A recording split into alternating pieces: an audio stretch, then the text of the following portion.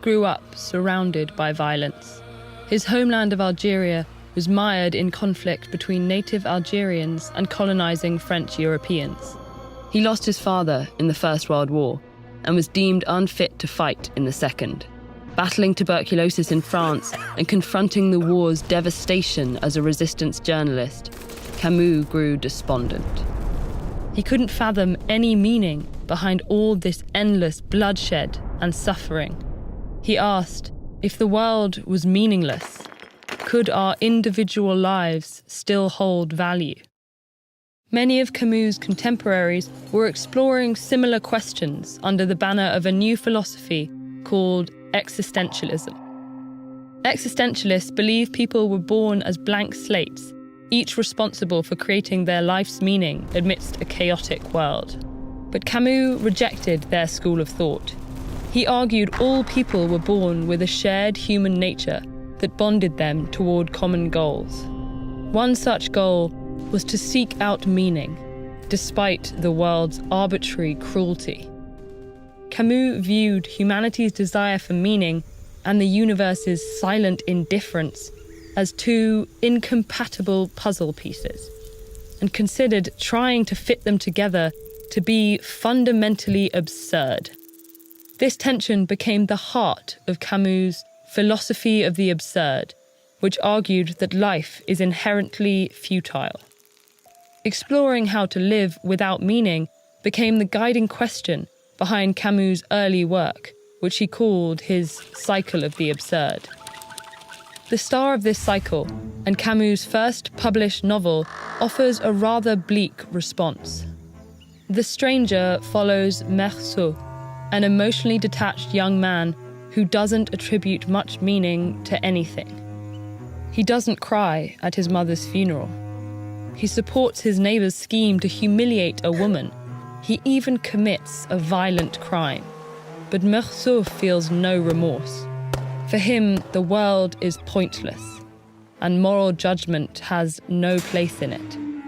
This attitude creates hostility between Meursault and the orderly society he inhabits, slowly increasing his alienation until the novel's explosive climax. Unlike his spurned protagonist, Camus was celebrated for his honest philosophy. The Stranger catapulted him to fame, and Camus continued producing works that explored the value of life amidst absurdity, many of which circled back to the same philosophical question. If life is truly meaningless, is committing suicide the only rational response? Camus' answer was an emphatic no. There may not be any explanation for our unjust world, but choosing to live, regardless, is the deepest expression of our genuine freedom. Camus explains this in one of his most famous essays, which centers on the Greek myth of Sisyphus. Sisyphus was a king who cheated the gods and was condemned to endlessly roll a boulder up a hill. The cruelty of his punishment lies in its singular futility, but Camus argues all of humanity is in the same position. And only when we accept the meaninglessness of our lives can we face the absurd with our heads held high. As Camus says, when the king chooses to begin his relentless task once more, one must imagine Sisyphus happy. Camus' contemporaries weren't so accepting of futility. Many existentialists advocated for violent revolution to upend systems they believed were depriving people of agency and purpose. Camus responded with his second set of work, The Cycle of Revolt. In The Rebel, he explored rebellion as a creative act rather than a destructive one. Camus believed that inverting power dynamics only led to an endless cycle of violence.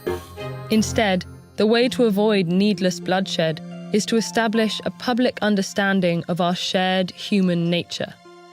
Ironically, it was this cycle of relatively peaceful ideas that triggered his fallout with many fellow writers and philosophers.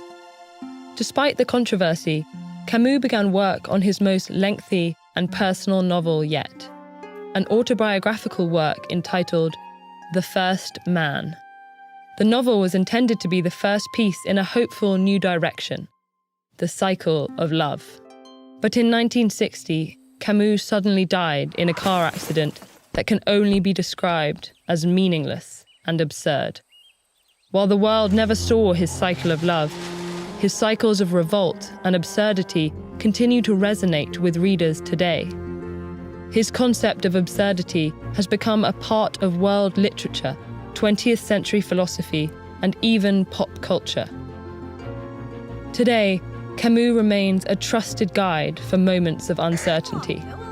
His ideas defiantly imbuing a senseless world with inspiration rather than defeat. Do you handle life's challenges as a stoic or a cynic? Find out which philosophy represents you by choosing one of these videos.